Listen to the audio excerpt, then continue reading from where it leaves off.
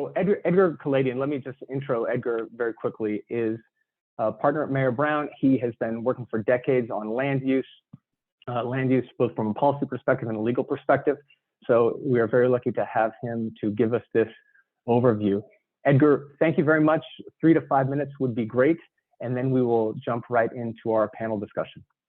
Thank you for that introduction, Brian. And Edgar, I should say one more thing. Just cue me as we go, and I'll advance the slides for you. I'm sorry. Okay, I will. Thanks, Brian. So thank you for that introduction. I'm going to fly through a deck that's probably a 20-minute presentation in about 3 minutes. So we can certainly go back and answer any questions that stem from it. But next slide, Brian. So how would a AB 2011 compliant project be approved? The upshot and maybe the greatest part of the bill is it would be ministerial, which means no CEQA. And projects that are less than 150 units, a city must approve within 90 days. Otherwise, if it's more than 150 units, within 180 days. Depending on, again, the size, the local municipality has 60 to 90 days to identify any inconsistency with the qualifying criteria, which we'll get through later in the presentation. Design review is allowed, but again, only on objective standards and within the 90 and 180 day time limit. Next. Prevailing wage, and this was certainly, and I'm sure we'll come back to this, a very sensitive issue as the Assemblywoman was running the bill through. This bill only requires prevailing wage as compared to the typical skilled and trained workforce requirement that is frankly onerous, much more onerous. Next.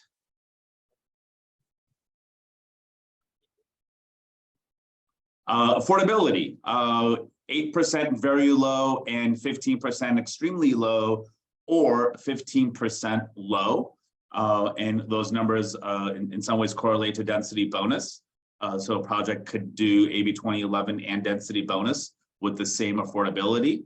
If the units are owner occupied, it's 30% moderate or 15% low. If a local inclusionary ordinance is more stringent, that would prevail. And as has become the norm the last couple of years with state bills, the below market rate units must be equitably distributed, same bedroom, bathroom count ratio, same appliances, fixtures, and finishes. And the units, similar to, again, to density bonus, must be deed restricted 55 years for rental and 45 years for owner occupied. Next. Qualifying criteria, and there are a lot, although most would apply relatively easily. A developer property owner can use AB 2011 where the principally permitted uses include office, retail, or parking. The project must be multifamily, located in an urbanized area or an urban cluster, not on a site adjoining a site where more than a third of the square footage is dedicated to industrial uses. And if it's a vacant site, it cannot contain tribal cultural resources and is not located within a very high fire severity zone, and projects must also satisfy the SB 35 criteria. Next. A neighborhood plan, such as a specific plan or an area plan, must have allowed multifamily housing units as of January 2022 or by January of 2024. No housing within 500 feet of a freeway or within 3,200 feet of an active oil or gas refinery, must complete a phase 1. And if there are commercial tenants that will be displaced, relocation assistance is required. Next. The property must abut a commercial corridor and have frontage along the corridor of at least 50 acres, must be less than 20 acres in size, and project would not require the demolition of certain types of housing or historic structure that we talked about. Next. And some more development standards. If all affordable, the residential density must meet or exceed the density deemed appropriate for lower income households, typically 20 to 30 DU.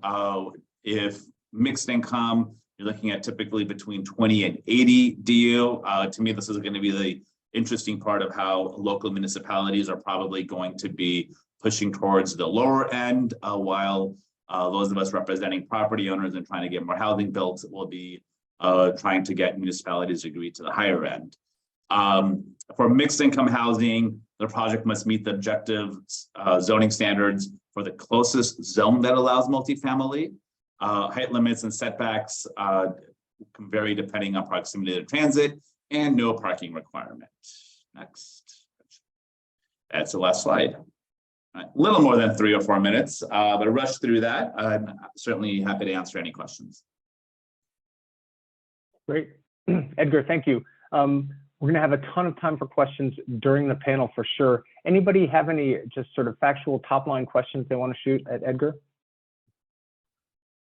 Joseph, as folks do that, I just want to put one little, because my malpractice carrier would execute me if I didn't say this, not providing legal advice to anybody on the call, but happy to if you want to call me offline. Okay, noted, thank you. Okay, Edgar, thank you. That was a great introduction. Joseph, I'm going to get to your question in just a minute. As a matter of fact, interestingly, it's the first question that I had on my list. So I'm just going to go ahead and add, pardon me, our guests here, pardon me, our panelists.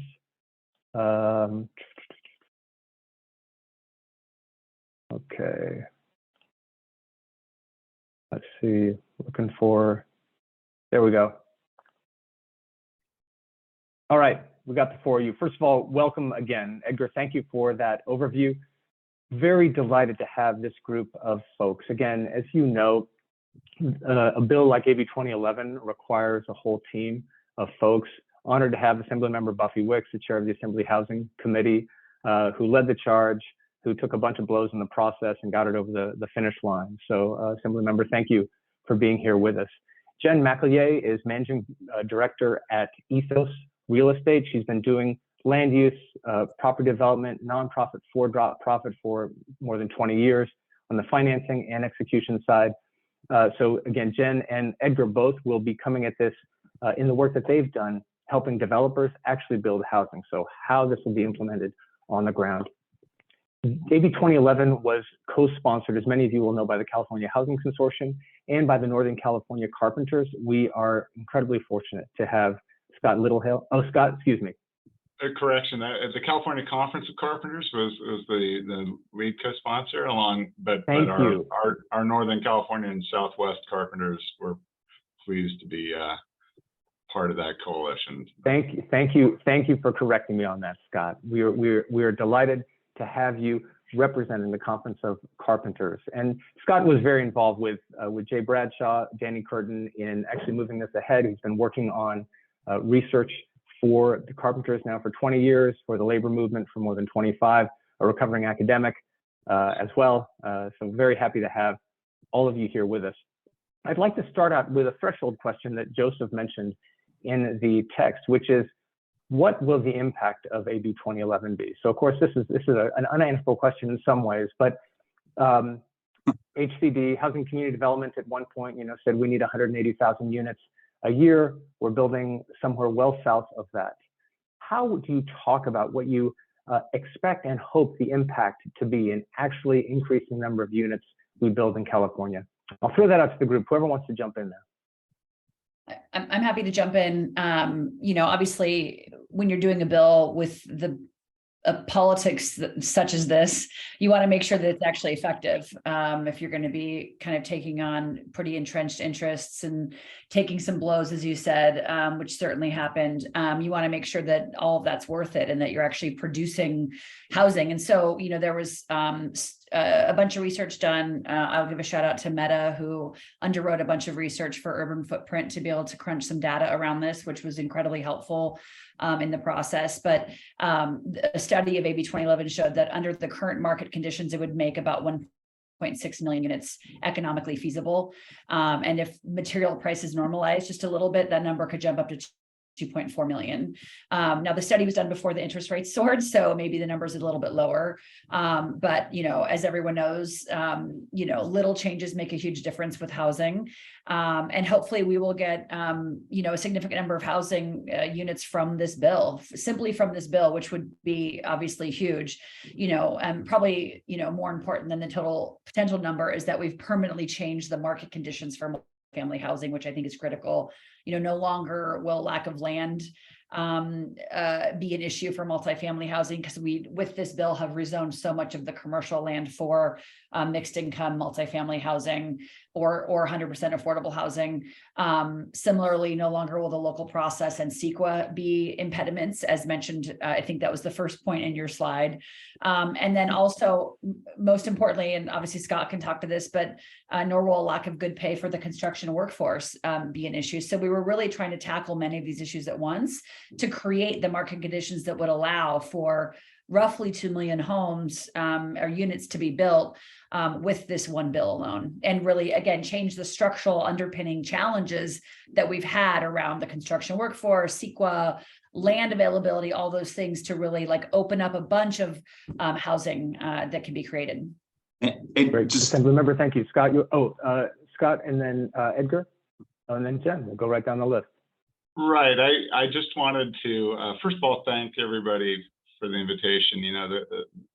The passage of AB 2011 has opened up conversations for carpenters north and south and in Sacramento with groups with whom we don't have very tight in the past relationships, and we really welcome these more in-depth conversations. I wanted to piggyback on Assemblymember Wicks's comment and just note that the analysis from Mapcraft and EPS said that 300 to 400,000 of those units could be inclusionary affordable units, not at taxpayer expense, and that the analysis also did not incorporate any projections of all the LIHTC or other 100% public or near, predominantly publicly subsidized units. So those are additional potential units that, if the funding is there, could expand and deepen both the number and the affordability. And I think that's an important thing. There are elements in such analyses that you can't capture every nuance of a policy. It'll be interesting to see how this interacts with specific plan policies, which has some specific conditions attached to it. But there was no point in doing this unless it was going to be significant. So full agreement there. And Scott, that went right into what I was going to say. And my frustration with Sacramento and housing the last 5 years has been more press releases and press conferences and less housing. Every bill that's come out of Sacramento that supported housing has had what I call a poison pill in there. I know someone wants one provision in there, and we'll jump and scream and say that one provision makes the entire bill, from a practical perspective, pointless, useless, right? In many respects, this has happened with ELDP. That was quote unquote strengthened. Well, it was a bill that we were using regularly, and we've now pulled projects out because of additional burdens and hurdles, and it's going to result in less housing being built as a result. This bill, and congratulations to the Assemblywoman for fighting through it, doesn't include, I don't see any poison pills. There's things I don't need to love, but it's a very workable bill that should actually produce housing. It should actually do what its intent was. Great, Edgar, thanks. Jen, you want to jump in? Sure. I mean, I can add. Oh, I'm sorry. Assemblymember, did you want to? No, go ahead. Okay. Well, just a little context. So I'll speak from the developer side. We're based in Los Angeles, and we do both tax credit, affordable housing development, but predominantly are focused on leveraging private capital for the development of affordable housing with fewer subsidies. And to go off of what Edgar said, anytime a new bill comes, I sort of start mapping out the flow chart of, okay, well, if this, then that, if that's, and I wonder, okay, when am I going to get to the point where, oh gosh, this isn't going to work? And I spend probably half of my time advising on public policy, saying, okay, this is what needs to happen so you can really capture all this money that exists in the private sector and get it into housing. Because, what the big institutional investors are concerned about is just risk and uncertainty. And I think what I'm really excited about this bill in particular is it de-risks these investments significantly. And when you de-risk a project by taking away sort of ambiguity around a zoning process, giving you ministerial pathways so that you don't have the CEQA and the litigation risk, then not only does it go faster, but the money earns a lower return. So it's cheaper money, which means, you know, the project becomes more feasible. So I'm particularly, you know, excited about that. And to go back to the question on how many units do we think will be produced, you know, I'll give you a very micro example. I was really excited because between deciding to do this panel and this panel happening, I came across an investment opportunity. It's a little over 1.5 acres, and I immediately called Edgar and said, "Oh my gosh, can we use AB 2011 here?"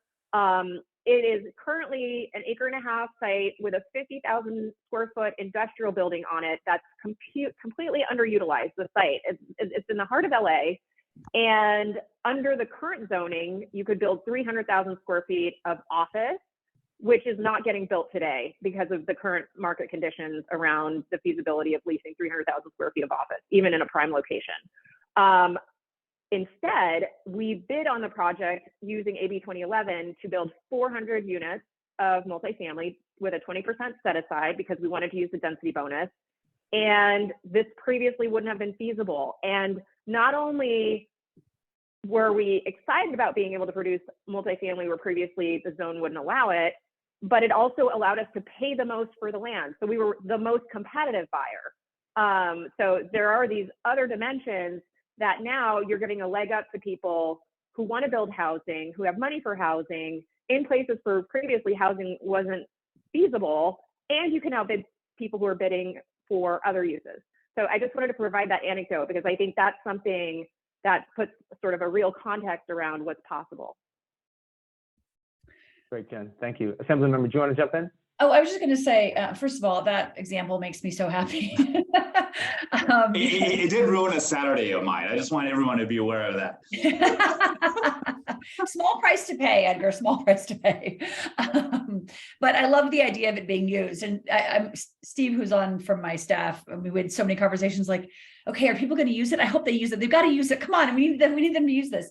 But around the idea of, you know, it not having too many poison pills or any poison pills, you know, this is as you all know, like going through the legislative process, you have to pass the bill, right? And so many times you have to make concessions to get there.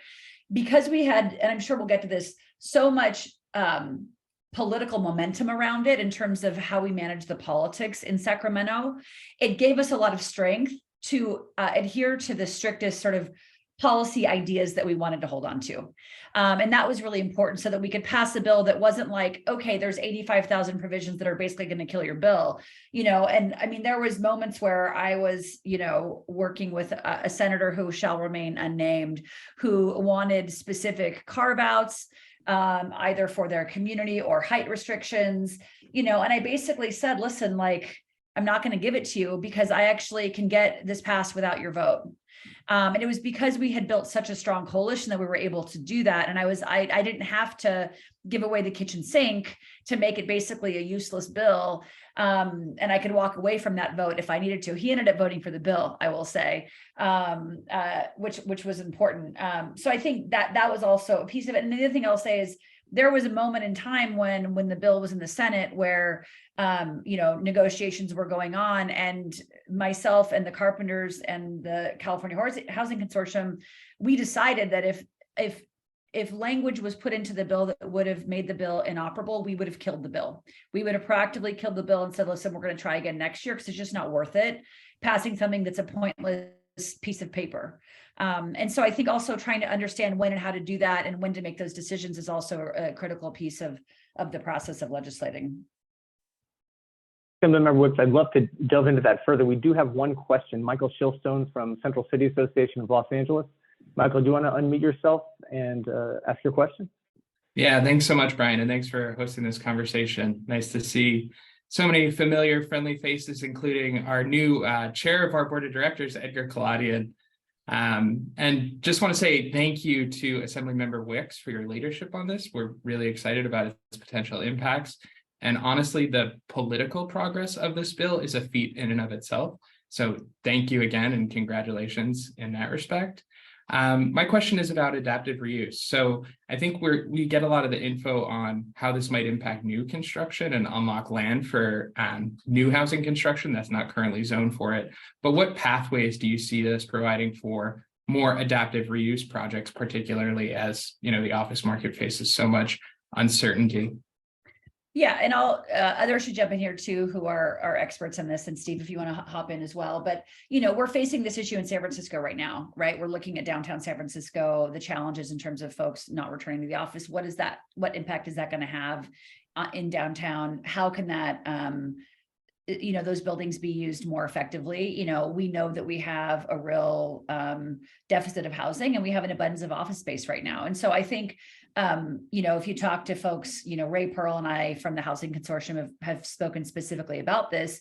What he's most excited about is this bill allows us to kind of imagine beyond our wildest dreams what could be possible and what is possible with a lot of the office space that's there, and how that could be reused to be more effective towards housing.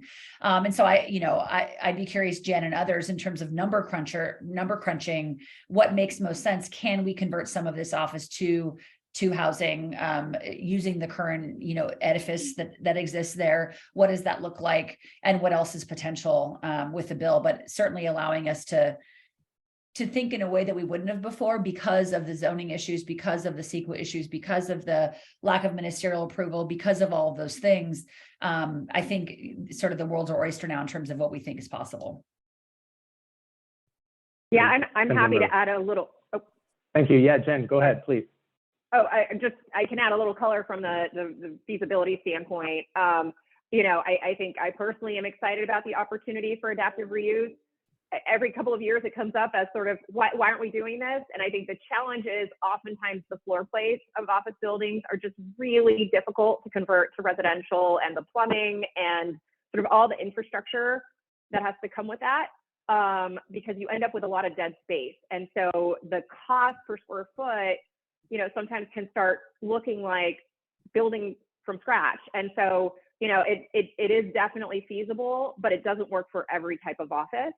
But at least if you can get the pathway to getting a conversion, from a land use standpoint to be expedited, that certainly helps. But just to touch back on sort of that risk equals more cost for the yield that's required from your investor.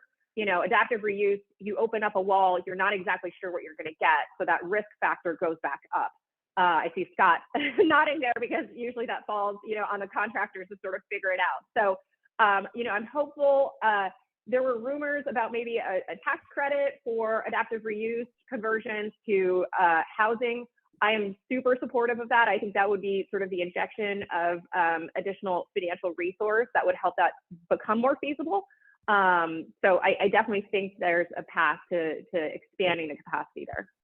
I'll tell you, just jumping in from a, again, micro perspective, over the last 6 months, the type of project that I have received the most inquiries from new clients has been converting B-grade office buildings in prime locations to housing or hotels.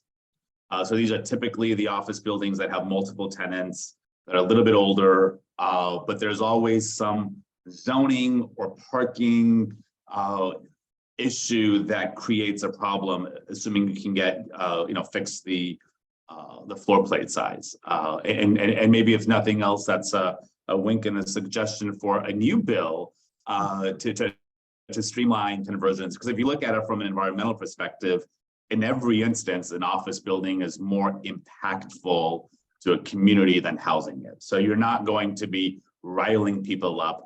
Typically, office buildings are located in commercial areas away from single family housing anyway. So you're still not frustrating a lot of people. Could be another easy solution to moving things along. I know the city of LA, for example, is itself looking to figure out a way of doing this. Mm-hmm.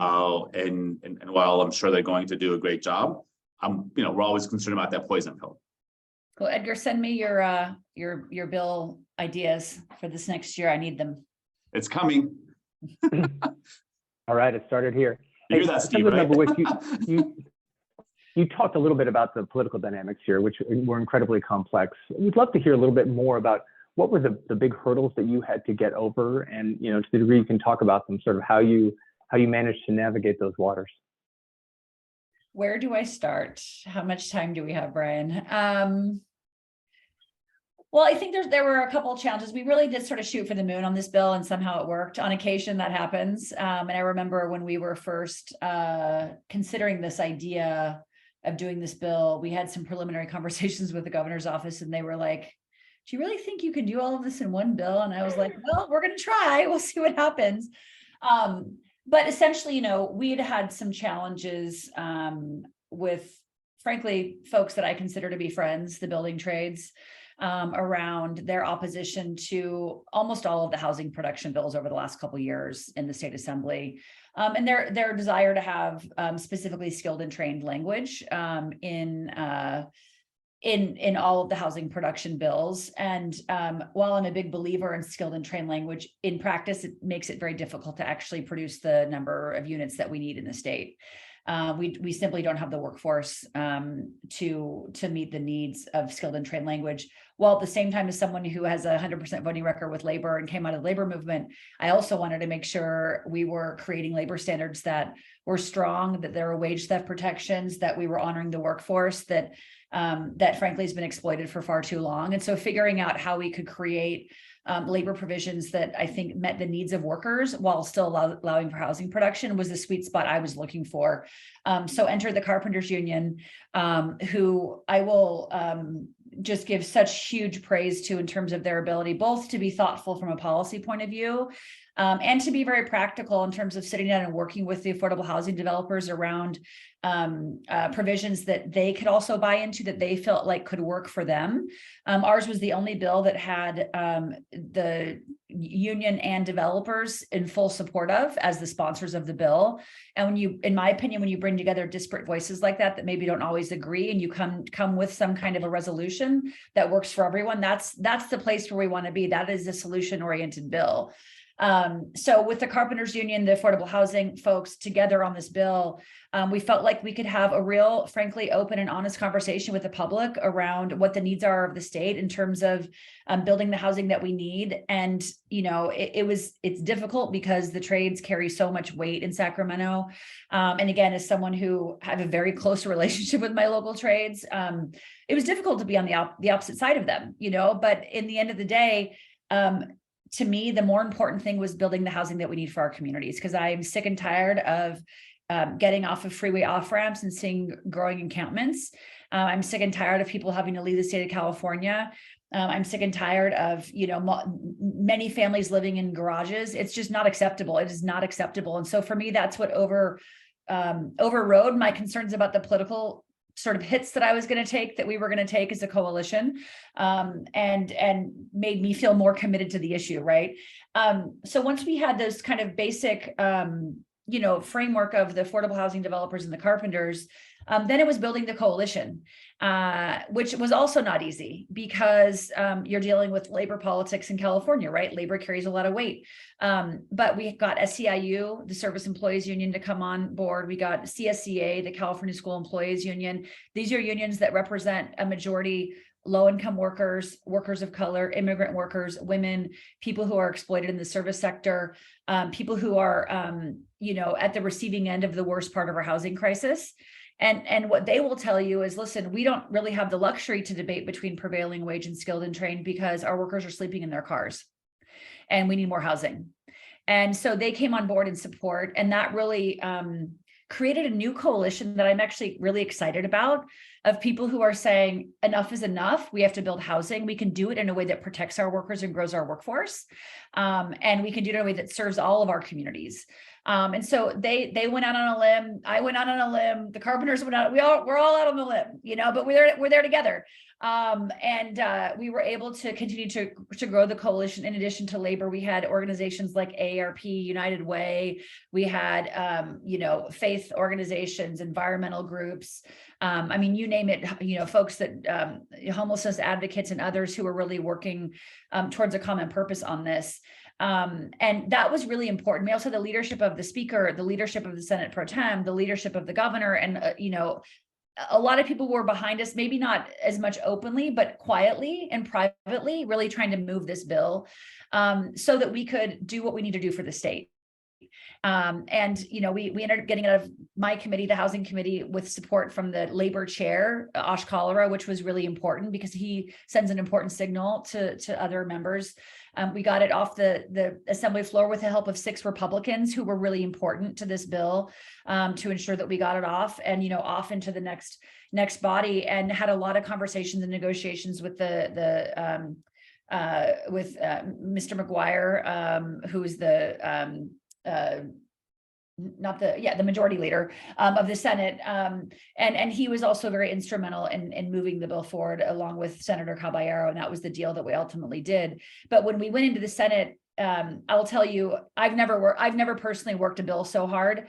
I had like 15 other bills. So like, don't tell my other like sponsors of my other bills, but basically like, I mean, I had many multi conversations, some of which were like hours long, with every single legislator in the legislature, in the assembly and the Senate. Some were easier, but many were long and exhaustive and involved staff and walking through detail by detail. And when you're taking on powerful special interests, there's 1,000 reasons why you can vote no on something or not vote on it, right? So walking through all of that was really important, imperative. But this bill warranted that level of engagement from me, the author, from the carpenters, from the affordable housing folks. The last thing I'll say is the Carpenters Union, they don't mess around. Like the thing that was really great about working with them is they would go to their legislators and say, this is our #1 priority. This is the one bill we care about this year. And meanwhile, you had folks who were opposing the bill, like the trade, saying, here's the 47 things we want you to vote against. You know, here's the 10 things we want you to support, right? And if you come with one ask to a legislator, chances are, you know, with enough conversation, you can get them there. And so having them there, they showed up so many rallies. They were out there flyering. They were doing in-district office visits. I mean, they were not messing around. I think having that weight was really, really important, in addition to the broader coalition that we had. And I think it's a new day for housing in California with this new coalition that is committed to solving this problem. Assembly Member, thank you. That's the voice from within the legislature. Scott, I'd love to hear your perspective here as one of the co-sponsors, and how that relationship came together with the California Housing Consortium, and any other details you'd like to share. Thanks. You know, I just am going to start by highlighting what was a prerequisite for us to be able to enter into that partnership with California Housing Consortium, which was unprecedented. One of my first assignments 19 years ago for the carpenters was to look into questions of labor standards and low-income housing, and I've been working on it ever since, and it's been contentious for most of that time. So just to put right up front that this was truly, you know, path-breaking, working together at the state level. But let me precede this by saying, for working on the state level, one thing was critical, and that was Northern California carpenter unity with Southern California carpenters, because just to, you know, labor and the building trades in particular are often just seen as kind of a black box and a monolith by too many people, but it is a fractious and sometimes contested terrain. We, the carpenters, have 2 different regional councils, neither of which are affiliated with state building trades, and then we have in Sacramento the California Conference of Carpenters. This is really the first controversial, and from a labor perspective, controversial bill, and it absolutely required Northern and Southern California unity, and that was made possible by the election and rise to leadership of 2 leaders in North and South, Jay Bradshaw in the North, Pete Rodriguez for the Southwest Carpenters, which is also multi-state, and they got together, found, you know, that this was critical for so many reasons that we can get into in Quest Q&A or further along in the agenda. That opened the door for Danny Curtin to then approach the California Housing Consortium and say, hey, we've been approached by legislative leaders saying it's time to try to unstick this problem in the housing legislative space, and we want to try to be problem solvers along and want to work towards that. And who would have guessed in an even numbered year that a bill this big would have come out of the work of really, I don't know, how many weeks was it total that went in from start to introduction? It wasn't that many, but there was quick coalescing around some bottom. We came forward with our bottom line. They came forward. The CHC came forward with their bottom line. There were clear expectations set about what would and wouldn't work, and we promised that we would hold the line. We then, there's this clear demand for stepping into the arena. We laid down from the start our bottom line. We then did what we said what we'd do.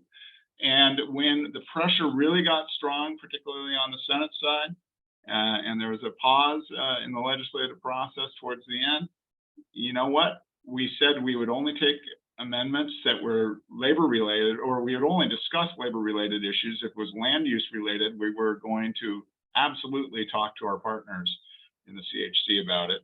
And when it came to labor, we would only do things that were inclusive, not exclusive of workers, and that would be viewed as working. And ultimately, we went forward with the original labor standards that were designed at time of introduction.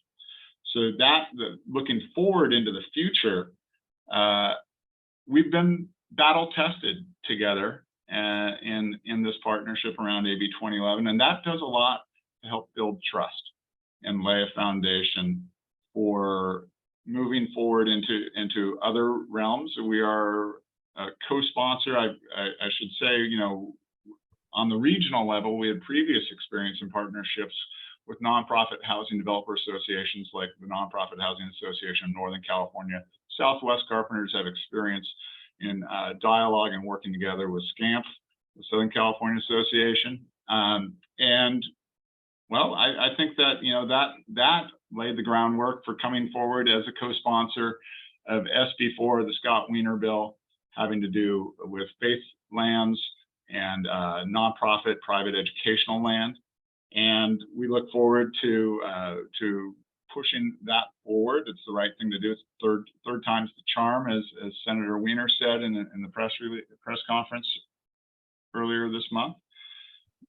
We look to find other ways to continue to educate legislators about the substance of the issues, what the worker issues truly are, how we will do, as Assemblymember Wicks said, build that workforce while protecting and advancing labor standards that lift workers up. And we will try to work to find how to take down barriers to development that are socially suboptimal, to say, put it in nerdy terms, cost drivers that are also socially suboptimal and that don't require suppression of construction workers' labor standards, and looking for ways to build steadier sources of funding for desperately needed publicly subsidized housing that's affordable to lower income households. Scott, those are some good teasers for later, because I do want to get into sort of a forward-looking thing. But I'd love to pull Edgar and Jen into the conversation now. And as you look at AB 2011, I'd love to hear couple things that are really game changers for you, components of the bill that are really going to make a meaningful difference, and critical gaps that you see that as we then look forward that we might look to fill. I'll happy to get started. To me, the best thing this does, again, so it's background, City of Los Angeles, generally speaking, allows residential development on commercially zoned land. In fact, our highest residential density is the commercial zone. So from allowing a use, this isn't helpful. However, it's not taking those allowed uses and making the approval ministerial no sequel. So that part to me is huge. The fact that we can do that. The part, if there is sort of a hole in here, I'd say maybe two things.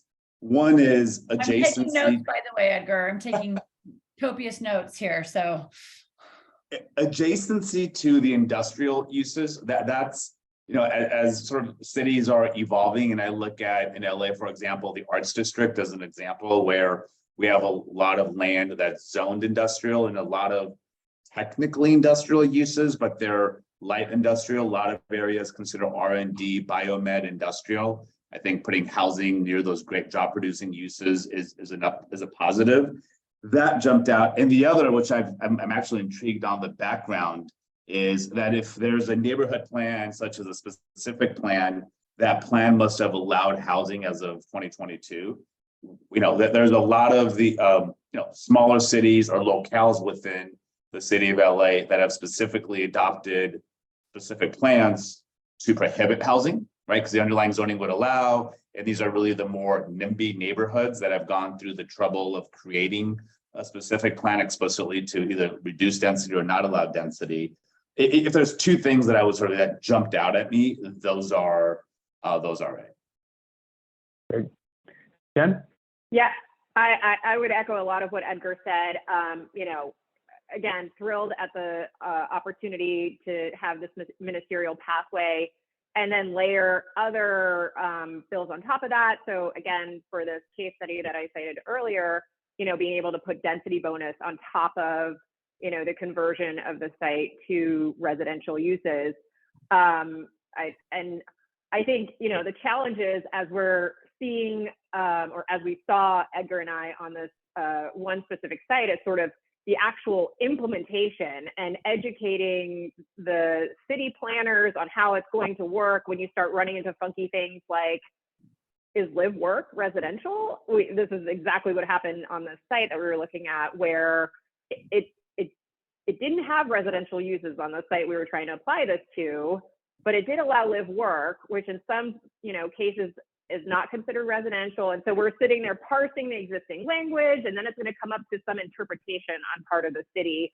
And that then introduces more risk into the project where we're trying to eliminate risk. So, I know every bill has gone through sort of its implementation policy memos, at least in the city of LA. It's like the bill comes out and then the city drafts a memo on how it sort of interprets and wants to actually implement the bill. And so the challenge is right now sort of in this interim moment where there isn't a case study that has gone through the process. The city hasn't published a memo on how they're interpreting the application in areas where maybe, it's a little bit nebulous on how it works. And so I'm looking forward to when that happens and sort of the education process around that.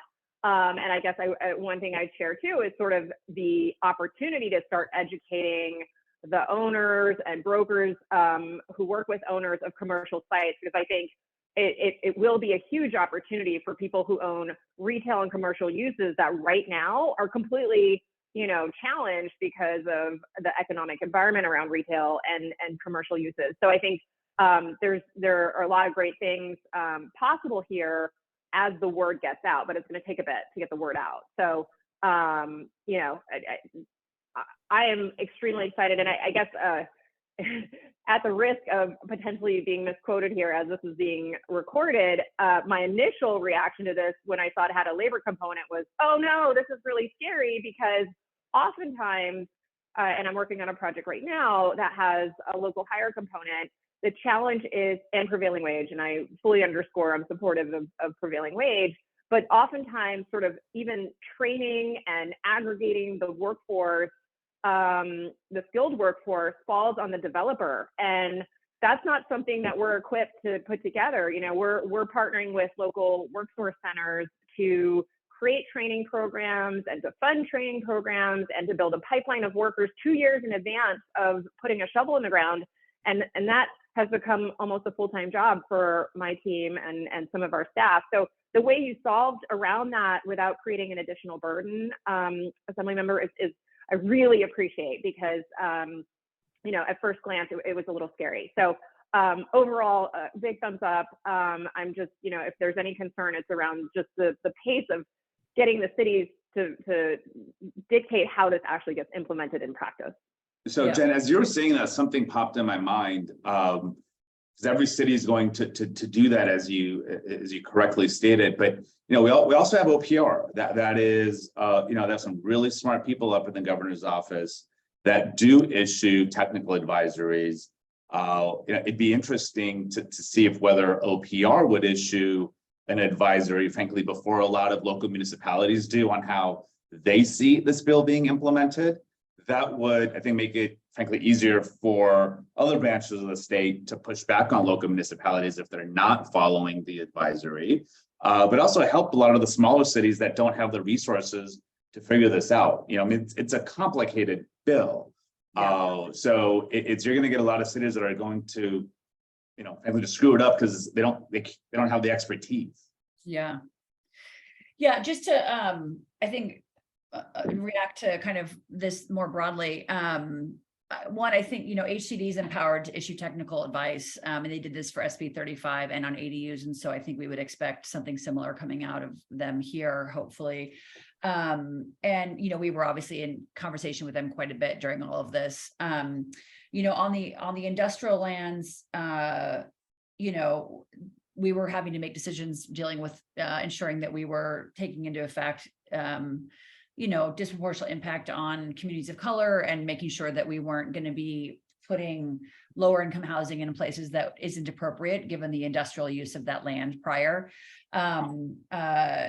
And on the sort of existing plans, I mean, these were conversations we were also having with the League of Cities, right? The whole other piece of this bill that we haven't really discussed was the pushback from NIMBY cities that we had to contend with, which is funny because in a normal year, that is what dominates the sort of news cycle around housing legislation. And this year it was the sort of conversation with the trades, but there was this whole other conversation going on with cities, and we had a number of cities support the bill, but we also had a number of cities oppose. And so trying to mitigate that opposition so that it wasn't going to kill the bill, while at the same time still honoring the true intent of the bill, I think was where we were trying to land the plane on those things. Having said all of that, we're excited to see the bill's going into effect in July of this next year. We did also like a longer runway for the cities to kind of get themselves together on this. The implementation, I agree, is going to be really, really important, and getting guidance from HCD or, OPR is super helpful. This is a bill that I am, going to continue to work on in the 8 more years that I have in the legislature to help fix some of the challenges that we have on it. And if we see that things aren't working, or we can open it more, I mean, we're even talking about right now doing some amendments to the bill for this next year to make it even more impactful and useful, because just hearing the one anecdote that Jen gave at the top of the call around, a project that you all are now going, you bid on, and it's going to be more housing, like that is what we want times 1,000. And so ensuring that those projects are getting onboarded is the most important thing. I honestly think that I'll do in my entire legislative career. And so I am like that focused on making sure this works. And so your ideas around how to make it better, I am very open to. I don't have pride of ownership or authorship here. It takes a village, as we've said. And so we're always looking for feedback from people. And if I might, I Please. just want to say there are, a couple of hundred carpenters reps that are interested in spreading the word, trying to take the correct messages out into the field around the cities of California. And so we can benefit from, obtaining the best sort of analysis, both from developers and consultants to developers, in order to get it right when we go out there and talk to elected officials as well as unelected local governmental officials. Great. Scott, thank you. I want to flag, before we finish, I would love to hear from each of you. And I know we started this sort of key piece of legislation as we look to 23. I know it's early, but would love to know of things you think we should have on our radar screen. Anybody else want to weigh in on the implementation question, clearly critical? And then also sort of one of the other constraints, and Scott, you alluded to this, is the workforce challenges. And I'd love to have you maybe briefly weigh in on sort of your evaluation of sort of the needs, the challenges there as well. We have just a couple minutes, and then I'll invite everyone to give that one thing that we should look to 2023 to move the needle further. So Scott, you want to jump in here first? Yeah, thank you. I've put a lot of data analytical blood, sweat, and tears into the question of the brokenness of the California housing production system and the relationship to the workforce. I mean, there's been a process of over 35 years of deunionizations and standards decline in residential construction, to the point where the University of California, Berkeley found that nearly half of California construction worker households and families have a member, or at least one member, that tap into one of the major public social safety net programs at a cost of $3 billion annually. So that's not just bad for workers and their family members, and not just a cost for California taxpayers. It's bad for the production system, because since 2006, the peak of our last big housing cycle prior to the one preceding COVID, we have dropped in the construction labor force by nearly 20%. And even if you take the growth that occurred between the nadir of the Great Recession-induced construction recession of 2011, the labor force in construction in California has grown by only 4%. That's 30,000 people in the construction trades, of which only a subset, of course, build residential housing. And that's why, we believe that an exclusionary hiring restriction, which is what skilled and trained workforce is for residential workforce, just simply wouldn't work. It would prevent us from moving forward. And that's why SB 35 for mixed income projects, to my knowledge, has not produced a single unit or a single high road construction job to date. So this is the challenge, right? And we believe that the combination of prevailing wages plus the ability for labor management cooperation committees, that's a term of art I can explain offline, doing enforcement work, can help to build the incentives for more people to come into the trades, because we have no shortage of people who want to join a unionized construction trade. There's no shortage of those people. They're waiting to get in, and they're waiting for the opportunities to go to work. It's these sorts of bills that are going to create those opportunities and hopefully grow that workforce, because people are ready to go in the unions. But what it takes is a combination of contractors and unions that are ready to seize the opportunity. So that's the labor story.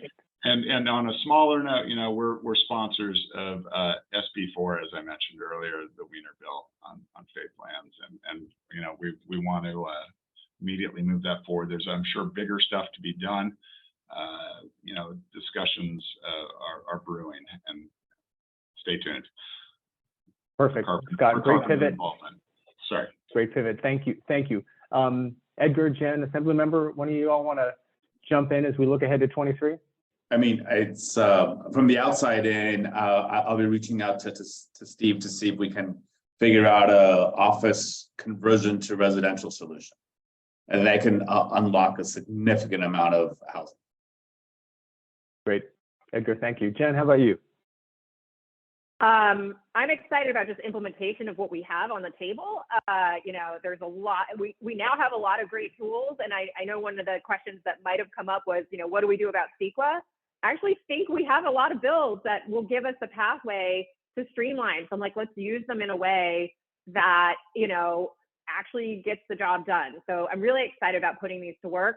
I'd be remiss if I didn't make a plug for using tax abatement. I'm a big proponent of leveraging tax abatement to sort of offset the cost of producing affordable housing, which would then allow us to capture more private capital, both for new construction and preservation of existing affordable housing. So I know there's some talk of that in the BOE and in other political offices. So I'm hoping something comes out next year, but otherwise I'm ready to get going with what we have. Awesome, Jen, thank you. Assembly Member, what's on your radar as we look ahead? Yeah, so this, don't tell anyone, guys, but this was kind of like a secret CEQA reform bill that basically allowed us to for the projects that qualify to not have to deal with CEQA.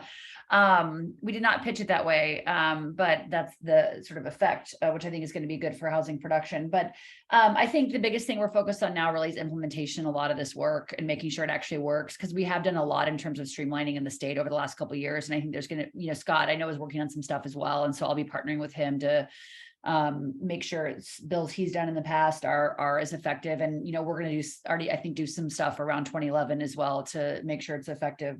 And then the other thing is just we need more funding for affordable housing. And so, that was something else I worked on this past year. We're going to continue to do that. It's a different economic environment this year than it was last year. So we're going to see how that's going to take shape. But I think the funding is really important piece of this. And then we're plotting and scheming on a bunch of other things. So, and we're always looking for good bill ideas, especially for those of you out there that are the real practitioners on this. As I say all the time, I'm just the dumb politician and I need the smart people to help me figure out, what we need to do to make sure that we're effective. So I look forward to more conversation and more ideas. Assembly Member, thank you. That's a great way to end. Scott, did you want to chime in last minute? Okay. I was just going to say that, we're going to be in discussion with our labor partner, SEIU and CSEA on these topics exactly about what their priorities are in order to find ways to continue that important labor coalition, which is such a large block of the labor movement in California. Well, Scott, I think that's a great way to end. Partnerships, particularly unlikely partnerships, can really move us forward. So 21st Century Alliance is very focused on those. It's reflected in the wonderful panel we've had here today. So Edgar, Jen, Scott, Assemblymember Wicks, thank you. Thank you for being here today. And Assemblymember and Scott, thank you for what you did to get this bill across the finish line. And we'll all work together on the implementation side now. So everyone, thank you for joining us today. Have a great day.